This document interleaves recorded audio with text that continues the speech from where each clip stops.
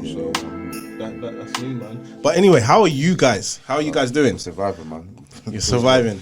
Praise Lord. We're good, man. Like, yeah, we're good. We've been working. The last time we came here, we saw you. Was the first lockdown, right? Yeah. Sorry, the first. No, just pull it towards you, bro. Okay, yeah. Yeah, just so pull the it. first lockdown. And, Oh yeah. Yeah. How long? Almost a year ago. That is a year It's ago. a year ago. Yeah, that was like May, June, isn't it? Yeah. Yeah. So May, June, yeah. now, It must be. yeah, we've done a lot since then. You've been busy. We've been busy, man. Active, We've been active. So you've managed to actually stay active during this whole pandemic. Thank God for that, boy. Like, thank God for that. Chris has been relentless in that aspect for that as well. To be honest. So credit where credit is due, man. He's been relentless in that aspect. And that's what we're gonna get into all of that today. So but yeah, we have been active. We have been. There's whatever you're seeing out there, whatever people are seeing out there, just think of it like there's 3 times, 5 times more going on behind the scenes. Behind the scenes. So there's a lot more coming. That's obviously I want to get into that stuff, innit? I want to get into all of that, to be fair. But before I even start that, I actually want to know how you guys are doing personally, like genuinely, how you're personally doing, innit? Oh yeah, and that's good. Like personally, it was hard. Especially the first lockdown. When I came here, the first lockdown. Yeah. Yeah, that was I was okay-ish. This last lockdown, it's been difficult because I caught the virus. Okay. Just that. I caught the virus and like and like yeah, so that was difficult in a way because you had to isolate for 10 days. Yeah. You couldn't go anywhere. Yeah. All that sort of stuff. So, And did you actually have like the actual physical symptoms? Yeah, I had the physical symptoms. I couldn't breathe properly. Oh, for real? Yeah. I couldn't breathe properly. So that was difficult. But you know what? Like, came through it. Yeah. I'm fine now. Just that I'm obviously much better now. But then like, yeah, you know, you're looking. It was on top for you. Yeah, you're thinking, bruv, I can't go out like this, you know. Yeah. You're fighting. You're just in your bed, just fighting. I feel you. Yeah, like I couldn't eat. I could taste the food. Okay. I could smell it. Yeah. But I couldn't eat. Certain food wasn't making me feel. I wasn't feeling right. The appetite. You didn't have the appetite. If I just couldn't eat certain food. Yeah. So, but yeah. So in that sense, I just thought, okay, you know, just wanted to, you know, you just want to come out of that. Eventually, you come out of it, but then it takes you a while. You know. The mad thing is, before that, obviously, I was going out running, doing a lot of jogging. Okay, you're training. 4K, I was training. Yeah. So when you're looking good as well, you know. Looking nice and fit. Yeah, when I caught it, because I've been back fitness again, bro. I'm trying to get to this guy, bro. We were out recently, and he's doing all these plyometrics, all that stuff. All this stuff, and I'm just looking at him like, and to get back to that level. But I couldn't walk up my stairs. I was running out of breath just walking up the stairs. For you gotta real? think this is I was running 3, 4, 5K. It was that bad. It was that bad. And then when I got it, I could not walking up the stairs. I was losing breath. And then doing pull-ups, I wasn't even able. I usually do like 20. So you was run down. Yeah, I was like, run down. Completely run down.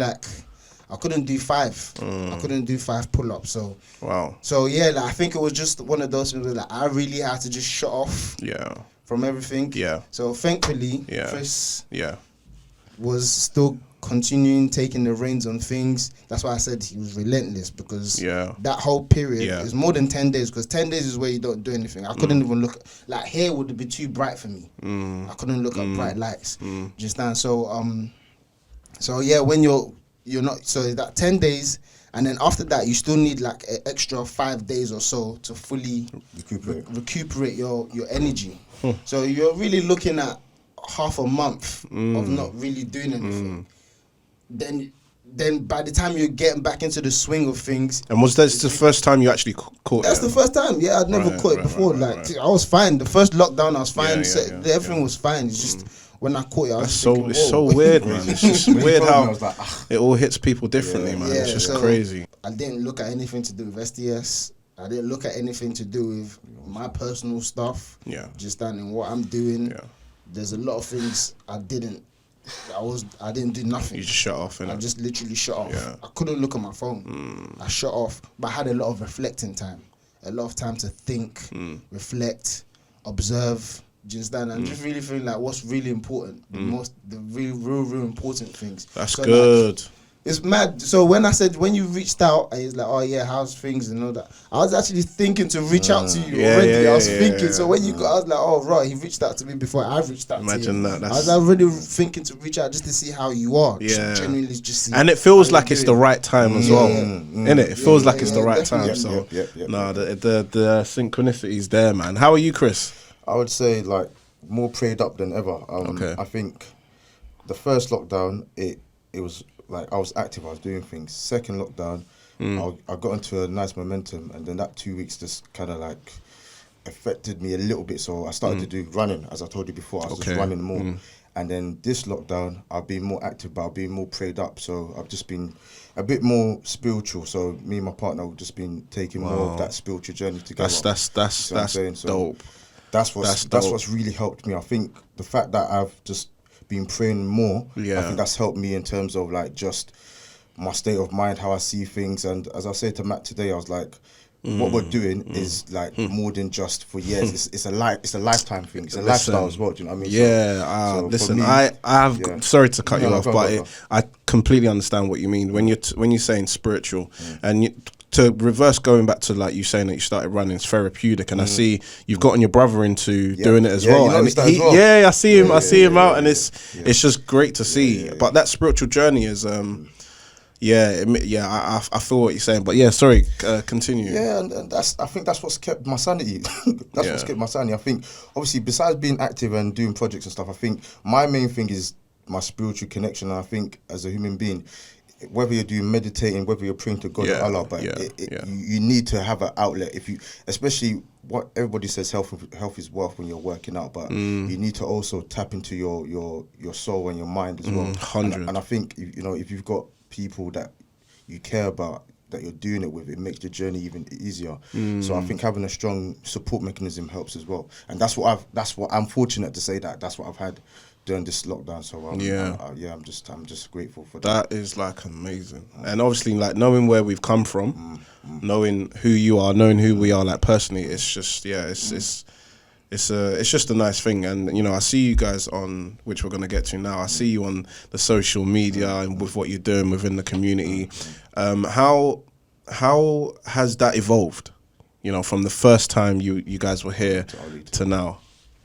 That's a good question, how has it evolved? Because I remember the first time we spoke, you said, I remember you saying, you said something like, within the next year and a bit, things would have changed, didn't it? So, yeah. And it has. It has changed. What has changed mainly is the opportunity to be creative and innovative on social platform. Okay. That's really what's changed the most. Okay. And so we've shifted. It's a shift as to the grassroots as we all knew it before. Yeah. It's still there. Yeah. But there's a shift with that grassroots section. Obviously, we're in the grassroots world. That's the field that we're in. But there's a shift in the sense that social platform has taken more of a precedent in how you market yourself, promote yourself, and also how you connect, engage with people. So I think we have joined that curve.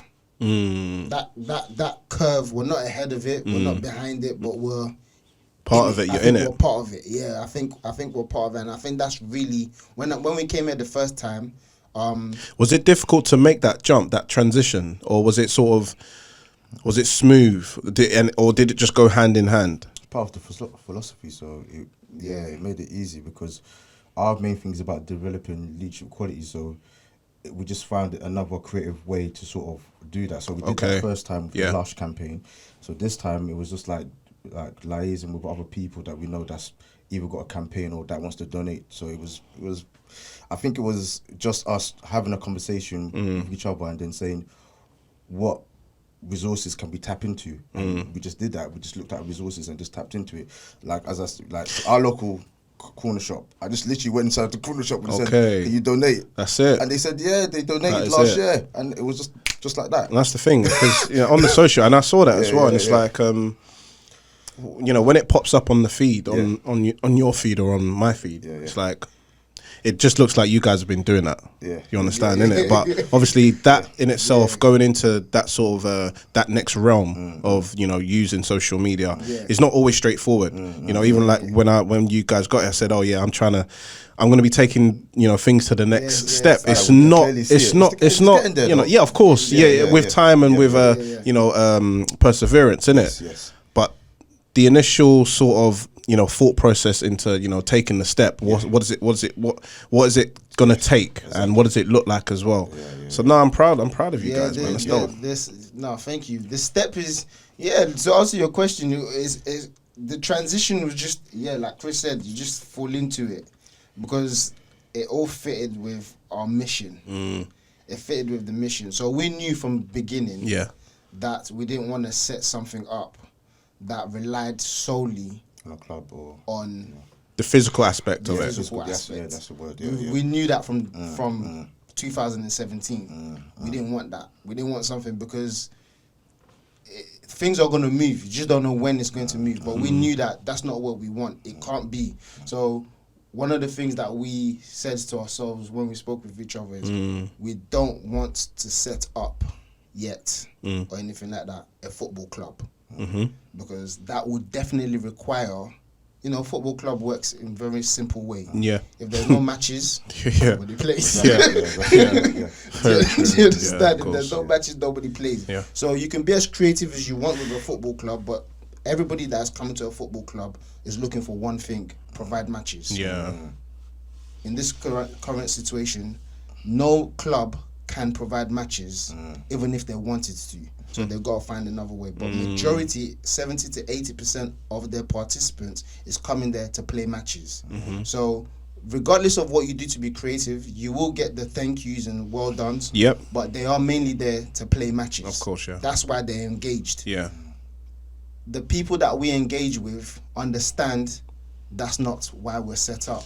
So your approach then, it looks like your approach from the get-go was always the main priority was always about the engagement, what you were actually doing 100%. To make sure you stay connected and you were engaged with the young people. Cause the impact in the community. That's it. Yeah. That's literally it. That was always it, engagement. Because when we all worked at the football club, we all know that you're engaging with them, but after they go, they're gone. That's it. The next time you see them is when they come for training because of matches. But what they're doing in between that, sometimes but depending on the type of coach you are and the person you are, you might be a coach that would go and, do some extra work and call up all of the parents, which we used to do, and see how they are. Yeah. Or you might just wait till you see them on the weekend. It works either way. We just didn't want that. We were doing online sessions though. We were doing online sessions as well. So we did online sessions. But that's pretty much it. And that's how it just fell into it. So it was, I wouldn't say it's like just easy, like it just fell in. I think it fell into it because there was already a plan from 2017 to know that this is our mission and the way things has moved, is it still in line with our mission? I think that's why I was able to fall into it. I've got so many questions. It's crazy. I've got so many questions. But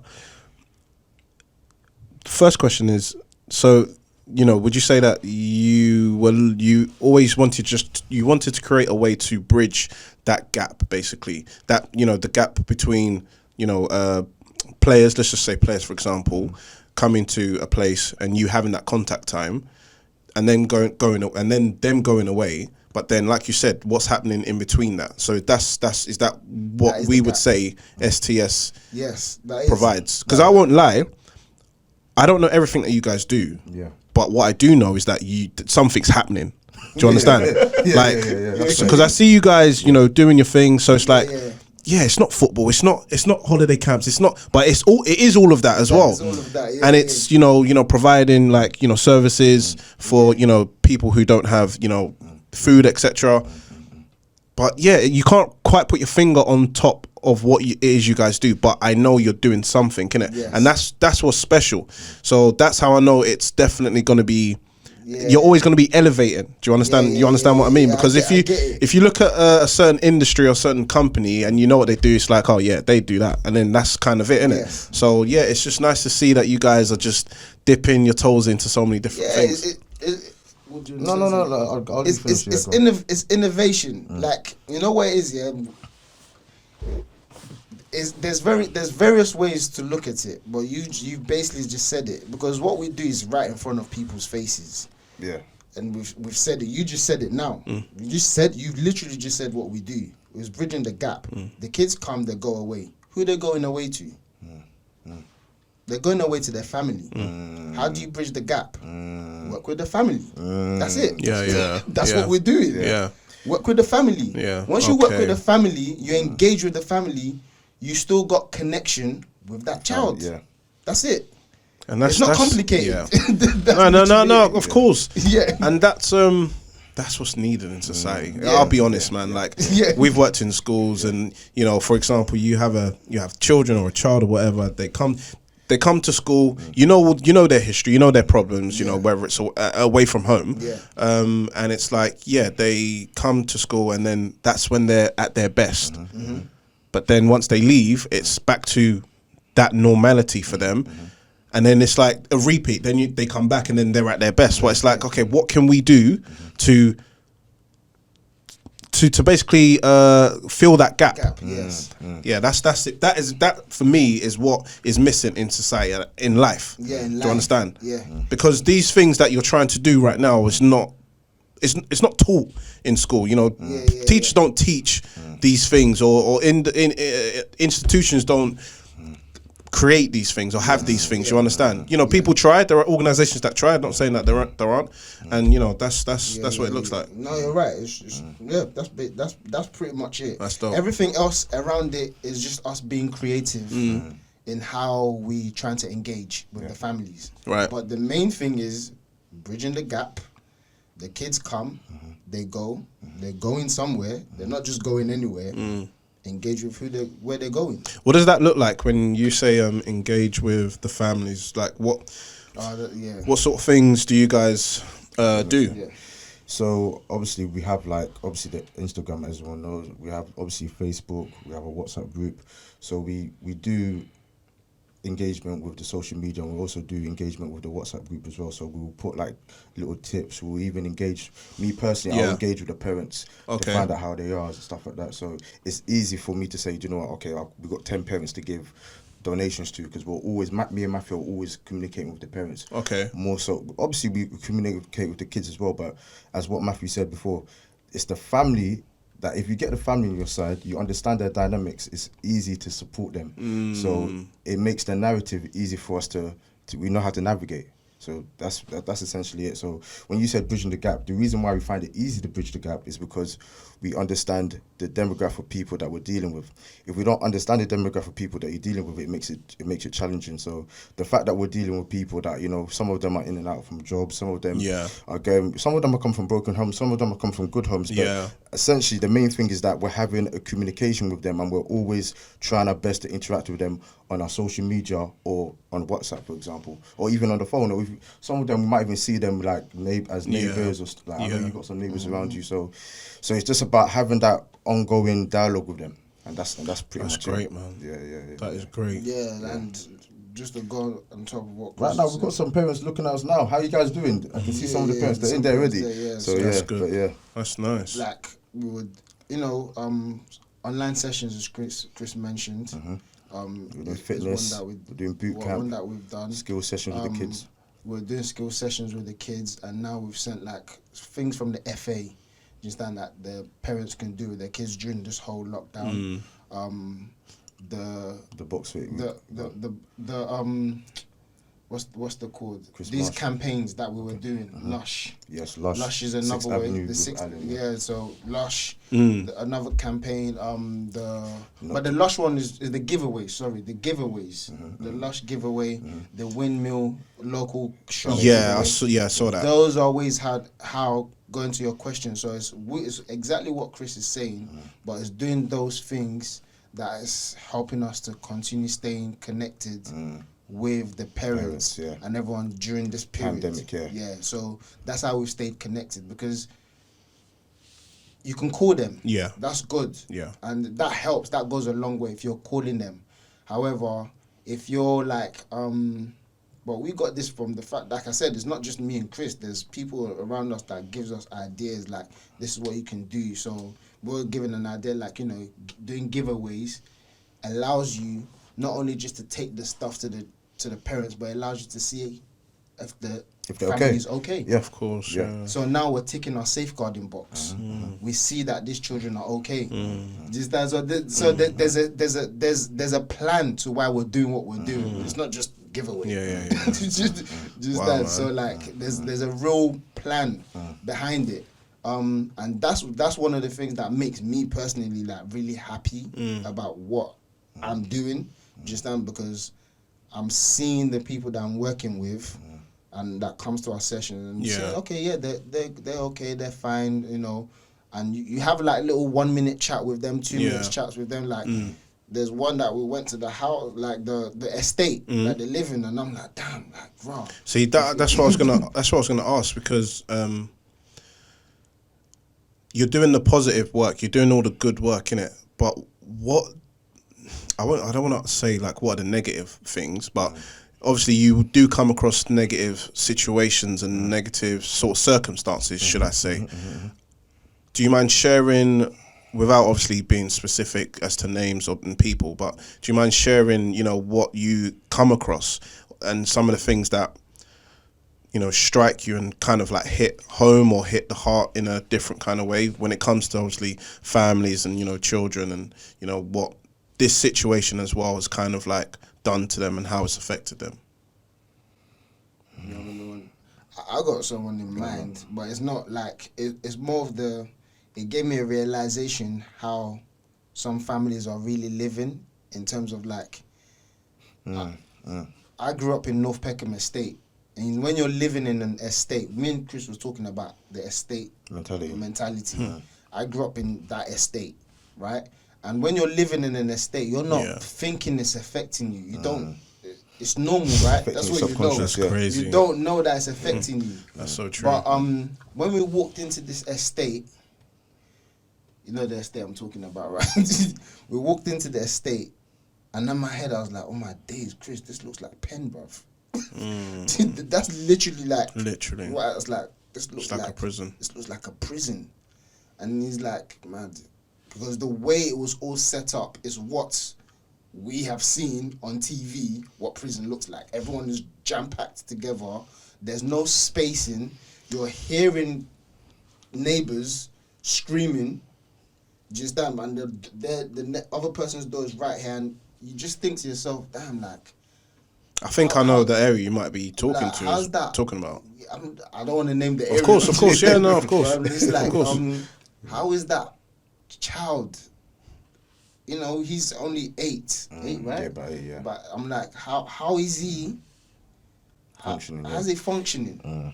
Do you understand? Yeah. Now, the thing is, there's love in the home, right? Yeah. There's love in the home, but it still doesn't take away the fact that the family has to think about this child who's screaming, being jam-packed with their neighbor, and they're coming out of an estate that literally looks like a sardine can. That's what it looks like. So for me, it just made me think, wow, like, you can't forget these types of people because I think these type of people living in this circumstance or in this area, like I said, they could be fine. Don't get to like, there's love in the house. There's lots of love in the house. But it's just to let them know that, yo, we're here. Just that we're here. we're still supporting you. We haven't forgotten you. Do you understand? Like, how's things? Understand? Because, you know, and, you know, her children is very, like, they're active. Yeah. They're busy. Yeah. They're busy children. And I'm like, I was really like, you know, I was looking at and just thinking, well done, man. Like, because I don't know how you're able to do all of this, but big up the super parents, man. Big up those super parents, man. Do you understand? Like, so when she was really happy with some of the stuff that she got from us, because it goes a long way. But that's good. Yeah, man. That's how I just looked at it, to be honest. Yeah. Those things, yeah. Those are the difficulty. I don't want to say too much, but those are like the difficulty. I'm sure Chris has got another person, but yeah. You have you got? Yeah, so I was gonna say, you know, there is some sort of like stipulations as well, but I would just say that in these scenarios, what we find that there might be problems at home or whatever, but the reason why I don't really want to talk about the negatives is only because. And that's why I worded it the way I worded it. I didn't want it to, you know, I didn't want us to talk about negative things.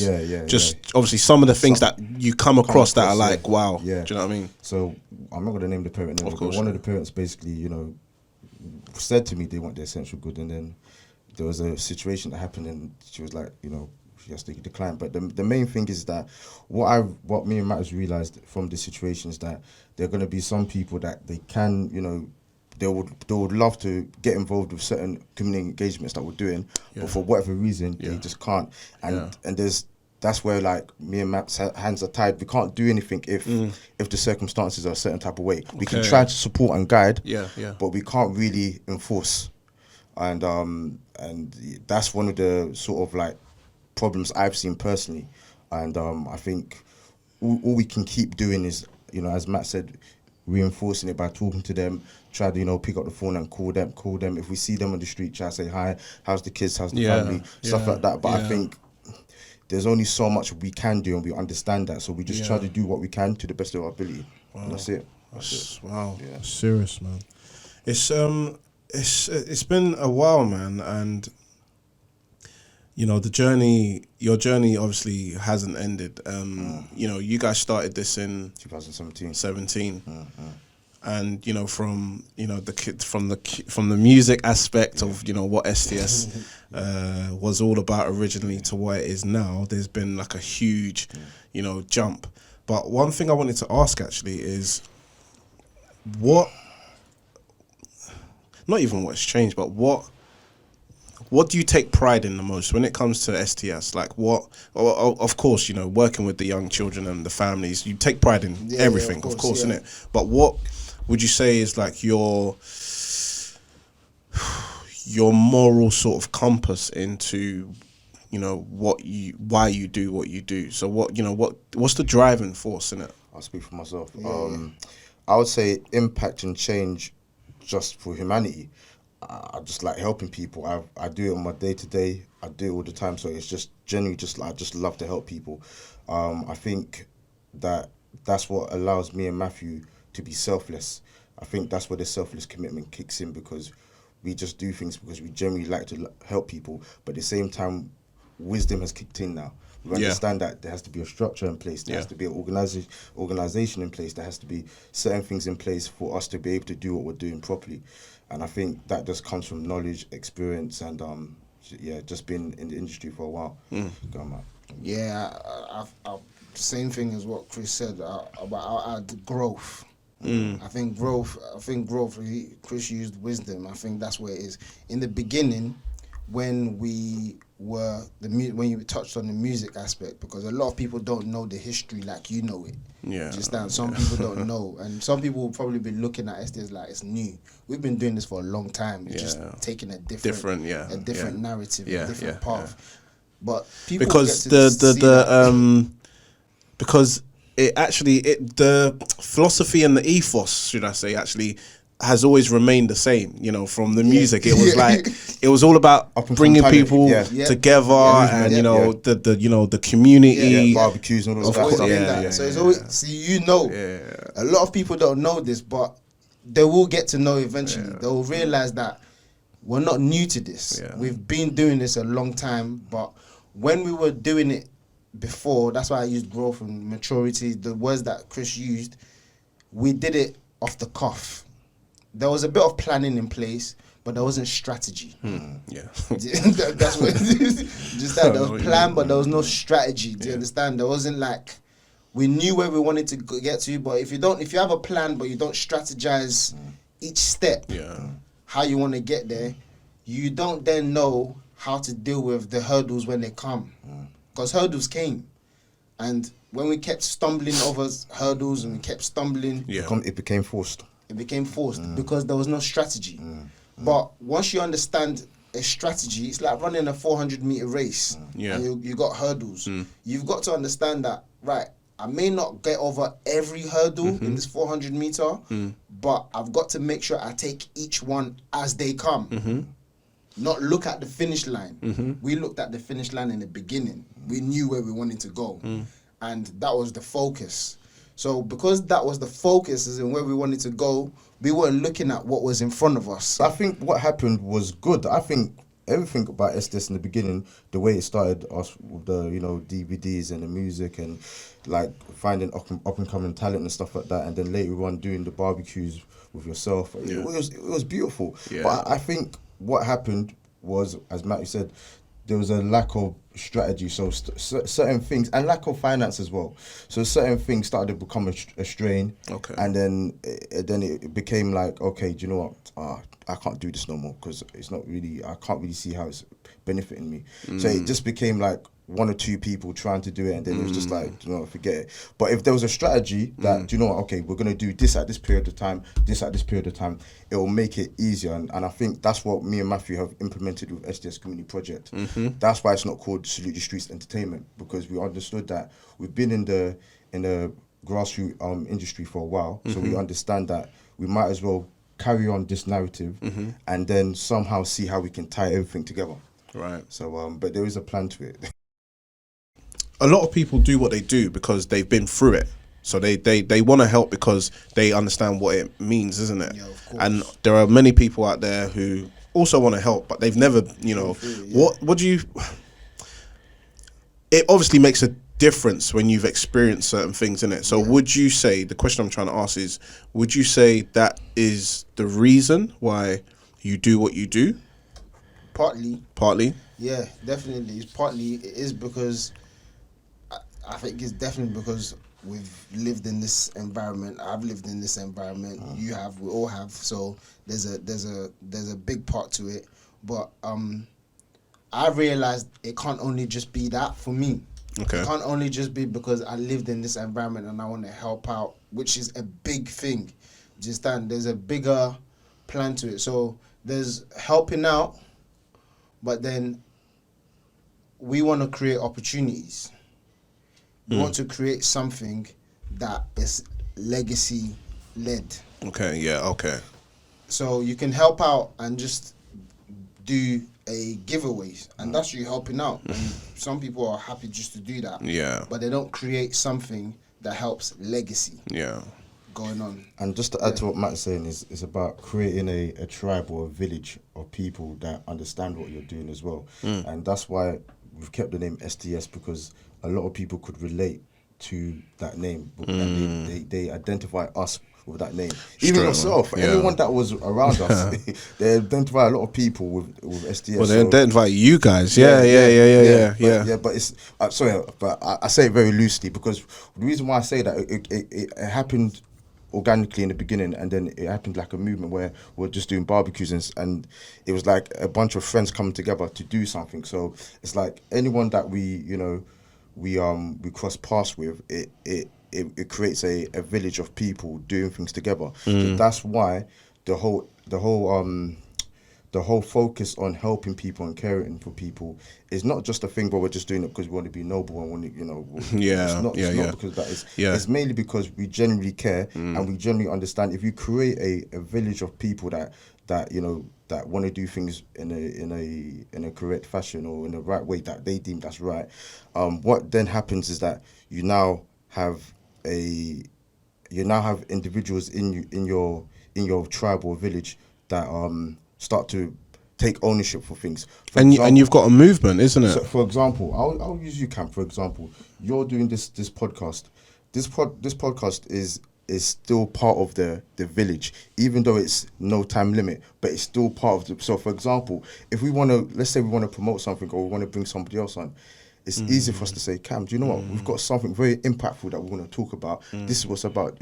Can we come? We've got a platform. It's just there. So it's about creating an ecosystem where we can all work together, and just carry on just promoting each other. Whether it's a podcast, whether it's giving back, whether it's having an organization, whether it's doing fundraising or campaign. But it's just about having a bunch of people come together that believe in each other and elevating each other to the next level. And that's why the care aspect is so important. Yeah. Yeah. Mate, it's like it's true. It's true. No, it's true, because when you have a village, like you said, like when you got a group of people, that frequency, that energy carries itself. So whether you travel from here to another place, if you're all still together, there's a message, there's a clear sort of picture that people can see. You understand? So Nike is Nike. You understand? They're Nike in Asia, they're Nike in, but it's because everybody knows what the brand's about. You understand? So and that's big. That's it's definitely true. You're funny. Yeah. So that's more than just and now it's just more than just helping, because you're creating an ecosystem. So you're helping, but it's legacy. Yeah.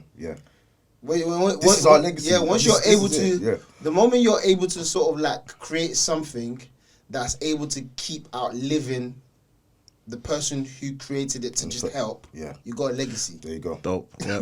that's what you got.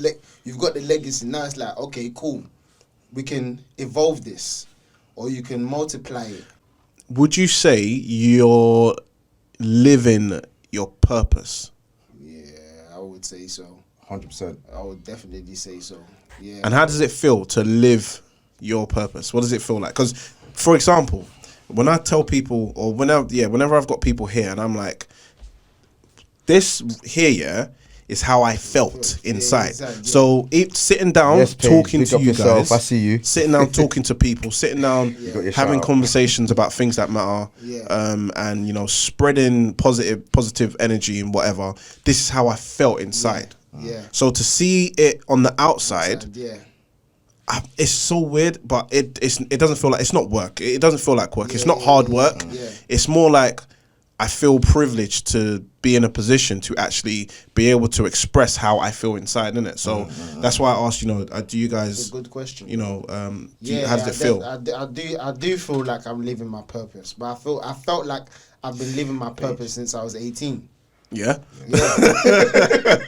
I'm being serious.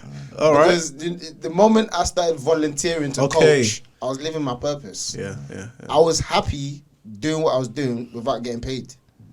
I was literally happy. The manager at the time, I remember. You was there for a long time as well. The manager at the time, he's like, we'll get you paid. I don't want to get paid. Because in my head, I was thinking, the money it's not about the money. I'm already happy inside. I'm feel fulfilled inside doing what I'm doing. So I want to improve. I want to grow. I want to continue educating myself. So I don't want the money to hinder my growth. And I told him, no, I don't want the money yet. So it's not I don't want the money at all. I don't want the money yet. And which is what I said to him. He looked at me like, joker. Bro, like, who declines money at that time? But I did. And then the next year, I got paid. The following year, it was increase. I don't want an increase because I need to grow. I don't want the money to hinder my growth. Do you understand? So I've been living my purpose since 18.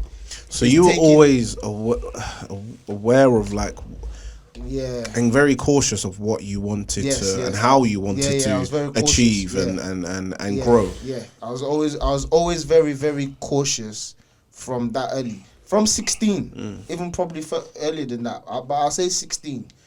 Obviously, everyone was chasing football. I was chasing to be a footballer. But from 15, I knew 16. From the age of 16, yeah, it's I true. knew, I knew from then. I knew from there. When I saw he plays like you, the few of us, I'm like, yeah, I'm not about this. I was like, I'm not about this now. Like, this is long, bro. Like, you understand? These guys were still going Bromley, right? They were playing for Bromley. Yes, Levent, how you doing, man? I was there doing my nonsense. It's like, you lot can keep continuing to chase football, but you ain't gonna make it, bro. Yeah, that's but I wasn't gonna shut down their dream. Just that I wasn't gonna say out loud to them, "You're not gonna make it." Just because I'm like, have you seen this man, bro? Yeah, it's mad. There's levels, isn't it? There's levels. Yeah. So in my head, I was thinking, I'm not gonna shut your dream down because I think your hard work. Because I used to look at Gary Neville and be like, he's not the best player, but his hard work and his passion got him there. Yeah, so I always believed that, you know what, my guys, the one that I'm with, people like Chris, Toby, their hard work and that is unrivaled. Yes. Do you understand? It's unrivaled. So I always thought, okay, if you get the right person that believes in you, they may push you. Yeah. But if you don't, it's peak for you. Yeah. Do you understand? And when I used to go to Bromley, I was like, listen, this man don't like us, bro. It's already peak for us. Oh, that's how I looked at it. So Yeah. I thought, I'm not chasing football anymore. I focused on, I knew from 16, I knew.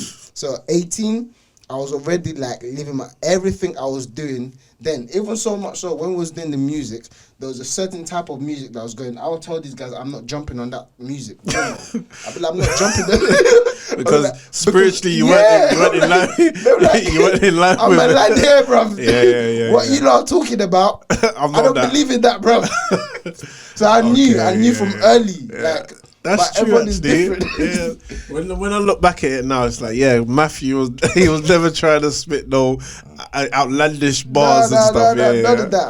I wasn't gonna do it. Just that I wasn't gonna do it if there's something that they said, oh, we're gonna reenact this scene and it's gonna look like that. I'll look at me like, what, my face is gonna show? Nah, I'm not on it. And they'll look at me like, why are you so pessimistic? I'm like, bruv, I'm not doing it because this is where I'm trying to go. That's good though, and that's the thing and that's what I want my son to have. Like, I want him to have, because he's going into come September secondary school, innit? So year 7, innit? Wow. So he's going to be 11 this year. Secondary school come September, and that's what I want my son to. I don't put pressure or place pressure onto his life, because me growing up myself, I've realized that, all right, whatever my mum's put me through, but I've got my own mind. So it's like, it would have helped, and bless my mum, like, it would have helped though to have parents who kind of let you, who let you express yourself, innit? But I understand, what we were going through. So for my son now, I would love for him to, at 14, 15, 16, to know that about himself, and, to be in line with his soul, innit? Of course. All right, this isn't this. I see this, but I don't feel right about that. You understand, and it's because intuition. We don't we don't master these things or know these things until we get to certain ages, like much older ages, and we're like, like. When I was 15, 16, 17, 18, 19, 20, like, I thought I knew myself. I was just doing bare nonsense. Wasted so much time. And then you kind of regret it. You get into your mid-30s and you're like, damn, man, like, I should have been doing this and I would have had that by now. Do you understand? So, and these are the steps that are important in life. And with what you guys do, like I said, going back to, at the beginning, bridging that gap, because in these young children's minds, all they see is coming to wherever they're coming to, and then they're going home. They're going back to that reality. So what's happening in between that, innit? How are they developing as people in between that? Do they understand the situation that they're going through? Do they understand the work that you guys do when, you're with them? And how do they digest it all? And take it in, you understand? So it's important. The work that you guys do is very, very important, and honestly, I have nothing but admiration, man. So you just got to keep doing it, man. It's powerful. What's in the pipeline now? What would you say? What's next? Obviously, COVID is still it's still causing issues for people. But what's STS doing? I'll talk about the 6th and all that sort of stuff. So what we've done so far. So we basically done we're part of a campaign with a fashion brand. Okay. Because one of the things we want to do is like we don't want we don't want to be pigeonholed, which you've obviously figured out.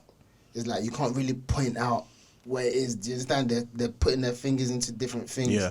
Yeah, that is that. So we don't want to. So working with a fashion brand in this campaign where it was really aligned. To be honest, he's got this brand called Sixth Avenue, which is a child's clothing line. Yep. And on the one of his messages, talk with us, not us. Is talk with us, not at us. Yeah. I mean, if it was here, it would be best for him to speak more about it because it's his slogan, right? And I just spoke with him like, why that name? Why did you have that name? Talk with us, not at us. And he sort of like told us the story of it's on his page. So if you go on Instagram, I'm definitely check that out. You'll see it. Definitely check that out. He was just talking about, and I was like, what he was saying was really aligned, especially in today, where like children should not be spoken at. Do you understand? You need to involve them in conversations and decision making. Do you understand? You're a father, you would know. I think when you're having a conversation with them rather than barking orders at them, you get a better response. 100%. Do you understand? So that's what the brand is really about. So I was like, you know what, I really like this. No, I don't have a son. So we came together. And we did a campaign, and we're still ongoing with that campaign. And the aim is just to try and push that campaign forward out there. And the hope is to be a part of a force or a narrative that helps children's voices to be heard. That's pretty much it. So we're doing that. Wicked. We've done like a first shooting of that. So the first video shooting, that is, the first part of the documentary has already come out. It's on his page, but there'll be more involved in that. But we're heavily involved in that aspect. We did like a collaboration with another local fitness trainer, personal fitness trainer. Set Good Fitness. Big up Jermaine. You know Jermaine? Oh yeah, okay, yeah. So he's the founder of Set Good Fitness, doing some great work in the community, online sessions with people and transforming their lives and their body physically. Do you understand? So he's their well-being. So he's doing that again, very aligned with what we're doing. We came together and we agreed to do some work together where there'll be some goods given out to some of the parents as well as the parents that Chris works with B Fitness, because Chris has his own brand, B Fitness. Yes, yeah. So we just sort of like joined that up together, and the whole purpose of that is basically to keep on encouraging families during this period to stay active, keep their well-being on point, but also to show people that there are young, upcoming entrepreneurs, fitness working together in the community. That's basically it. So these are the things that we're doing. What's coming next? We're waiting for everything to open back up so we can start soccer school again, holiday camps again. I think that's very important. Box fit session, box fit boot camp for the parents and everyone else in the residents, and just get back to basically on the grass. It's great that you sort of like just taking the initiative, right, really to be in this situation that we're all in, lockdown, etc., but not fold, not let it sort of like get on top of you guys. You've flipped the table on its head and you've said, all right, this is the situation, how do we make the very best out of it? And that's what you guys do. So when I see you on the social, it's like there are loads of people doing great things, but it's like when I see it, it's like, man, you lot have got the energy to do that during this period. It's inspirational for me. Don't get me wrong. But to still see it, it's like, it's not easy. It's not easy to, be in a situation and think about going to help other people. You understand? It's not easy. So it's if you've, like you said, like it's because you care. You understand? Like if I go to work every day, believe me, if I didn't have to go to work, I would be doing something as well. Do you understand? Doing something that matters, not just just kicking back, you know. So it's that's well done. I'll speak for myself personally. I think it's part of the sanity as well. Like I can't just stay in a room and not do anything. I have to do something. So us being creative and finding ways to help and give back, it allowed me, and I think it allowed Matthew as well, to sort of be a bit more creative and not, as you said, use the word fold cam. Yeah, that looking at other organisations, you can see they weren't folding, but it's like people, they're just stuck for whatever reason. Everyone's just in a standstill, and it's very hard to be innovative if your actual foundation is based on like physical stuff.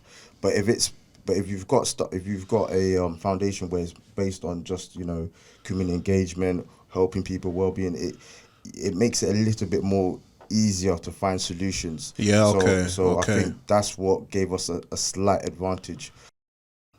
People get to this stage, this level of success, whatever the success looks like to a lot of people. To success to the masses in society is when you're on a podium. And to say that you've attained a certain level of accolades. Do you understand? Your trophy. That's success to a lot of people. But people don't see that journey. You see it now, like when you're watching certain footballers. If I saw one recently, Mason Mount scored a goal, but now they're now starting to show that Mason Mount is doing one-to-one training, because you see coaches doing one-to-one training with these footballers. Do you understand? Because people want to understand the journey, the process. People want to know the process. A lot of people don't know the process. They just see them in this level. So what we're trying to show people is which not many grassroots, like what we're doing, not many do. Some do it. Do you understand? Some do it that we also take inspiration from. But not many do it. And not many know how to do it, because that requires innovation and creativity. It's just nice. It's just nice to... It's just nice. No, it's nice. It's nice to have people who are who up here. Listen, Barry. Matt. No. You know what I'm talking about. How difficult is it to come across people who have brains, like who have? Where's your brain? Where is it? Bro, because honestly, I'm actually dying. I'm so thankful for the friends that I have around me, and for the fact that I grew up around the likes of you, Toby, D, because our immediate friends, it's true. We have still, we've got our brains, we've got our heads on our shoulders. You're right. You're right. And you know when you go outside of our circle, it's madness. Bro, it is people have lost their minds, bro. I didn't know people think like this. You're right. I know exactly what you mean. So this is why, obviously, when you're saying when you're talking about, it's nice because it's lonely to be a. And this isn't to say, you know, we're better than other people or anything like that. But it's very lonely to not have those people around you. Or should I say, if you're that way inclined, like your head's on your shoulders, but you don't have many people to actually bounce off of and share that energy, bro, you can feel very lonely, isolated. Spiritually, physically, you can just feel very isolated. So listen, this is like food to my soul. You know, so when I set out and I typed, listen, NTL podcast, we're talking about things that matter. I weren't joking. Someone told me, why don't you do your podcast about alcohol, have alcohol drinks on the table, and you not talk about people having arguments in LA. I'm like, what? Pop culture. You think I spent What is talk about gossip. To talk about gossip stuff, I know, but that's what because people are so invested in pop culture, as you said. Pop culture, That, but you know what? Yeah, do you know what's so funny about all of this, though, Cam? Yeah, here's what people don't know. This is what people don't know, and I'm gonna give you what people don't know.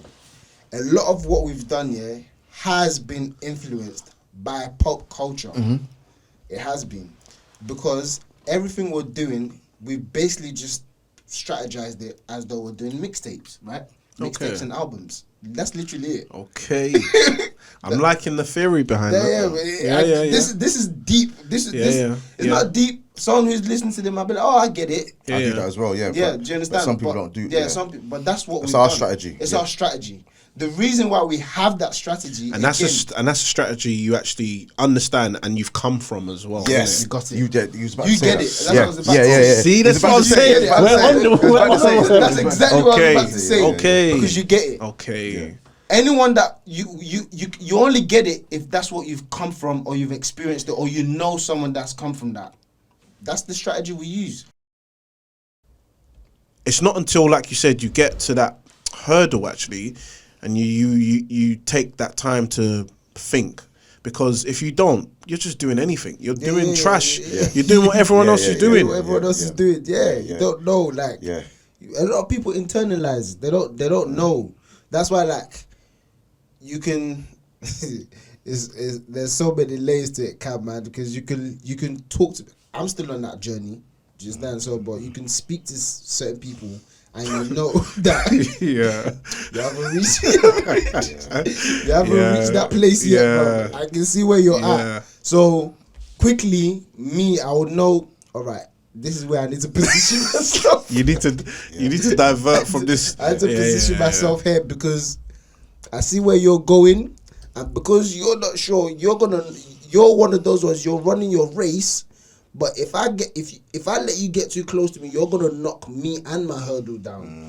And I'm still trying to find out how I'm gonna drop over my hurdle. So the last thing I need is for you to knock me down and my hurdle down. Yeah, that's why you can't have certain energies around you. That's why I'm particular. Like, I'm becoming even more like, but I'm particular with how. Ain't it crazy? Sorry I cut you off, but ain't it crazy how we're understanding this now, our generation, or let's say our people, but we were never taught. No. Because what we're saying now, 100%, I am going, it's so important to let my son know, or it's so important to let them know how important it is to know what and who's around you.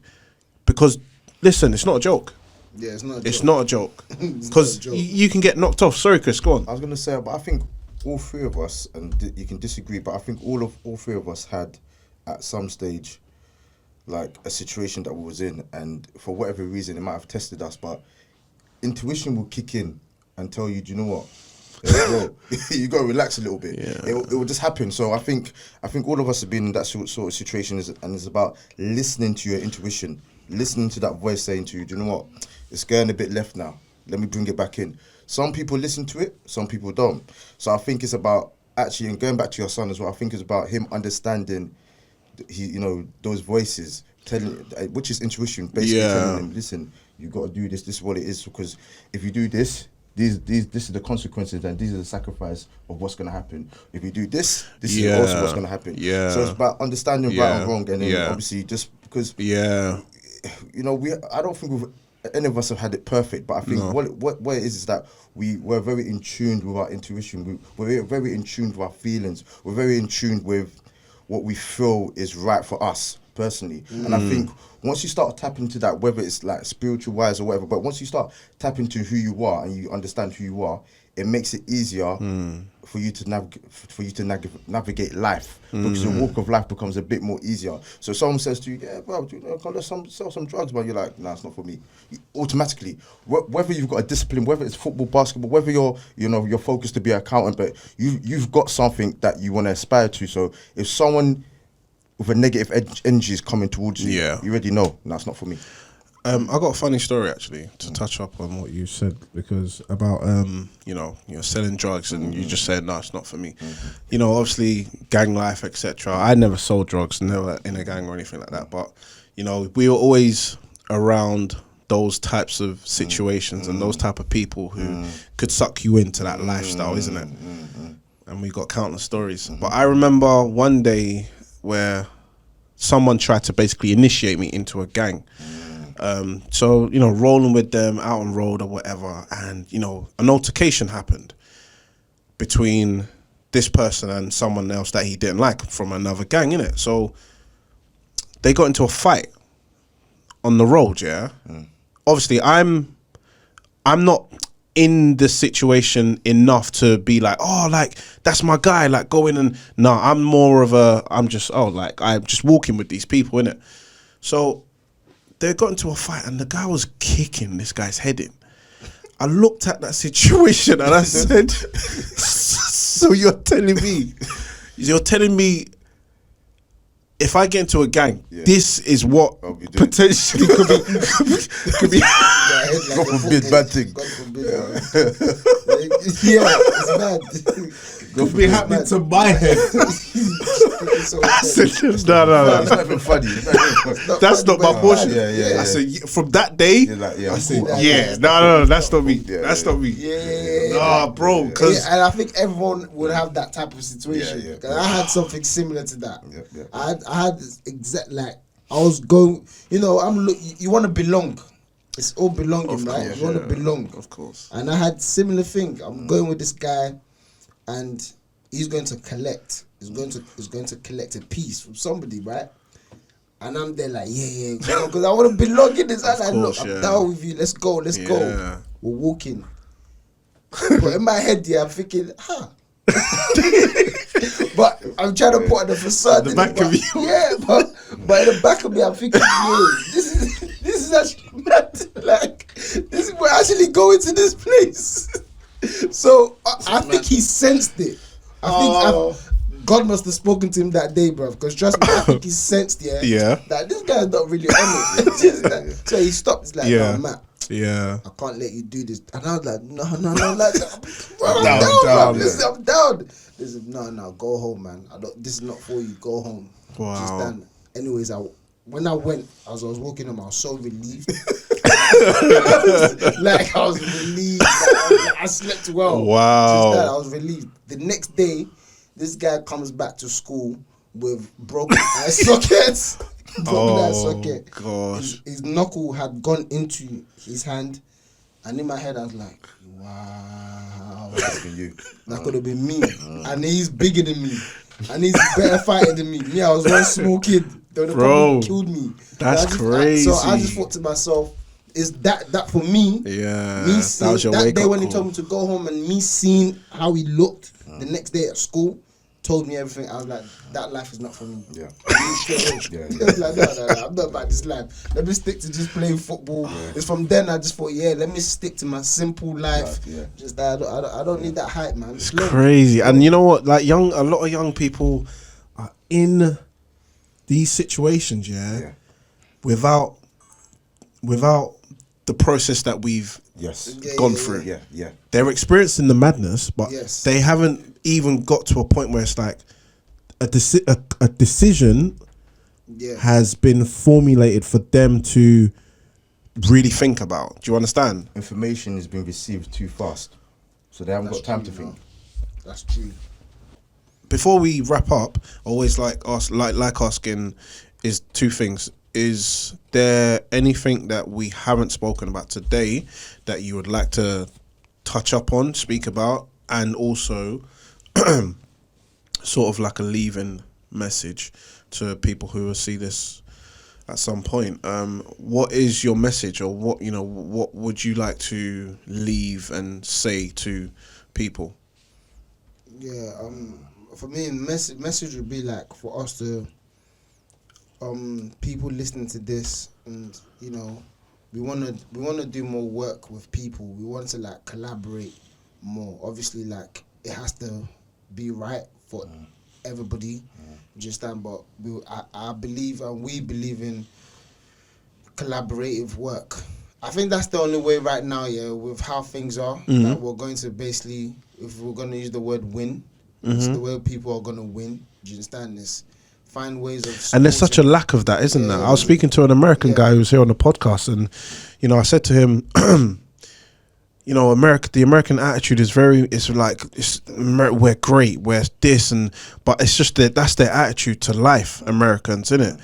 And, you know, I was speaking to actually a UK rapper, and I said to him, like, it must be difficult over here, because what I see is that people don't really support you like that. No. They're not really, you know. Until you're there. It's until you're at a certain level. And that is sad. It's sad.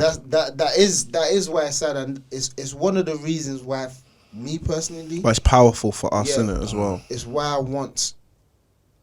I'm so passionate about STS being at the level, because we've been doing this for years. Do you understand? We've been working with people that no one is aware of them. Do you understand? And it's just what we do. It's what we've been doing. It's not new. Anyone that's like, go and check it out. It's there. Go look back at 2007 and look through the archives from 2007 to 2021 and look at the types of people we've worked with. It's just what we've always been doing. So, I just think collaborative work, wherever we can work with people. I think there's so many things that can be done with just all of us together. I speak with different people, but I think there's so many things that can be done. One of the things that we want is to be able to provide a space for, you know, young people where they can come to. It's just creating a space. Like, if you look at, Chris mentioned ecosystem. There's many of us out here in the same vicinity of community that is working with young people, and in some cases we're probably even interacting with the same parents, right? We probably are, right? Because some kids have probably come to STS, but they're playing matches with another football club or going to a school with a coach that works at another football club. So we're kind of interacting with the same. So for me, it's like, I would love it for us. I would love it. This is what I would love, because I think for me it's about legacy. It's about how can we be involved with people that are aligned to build a sustained legacy.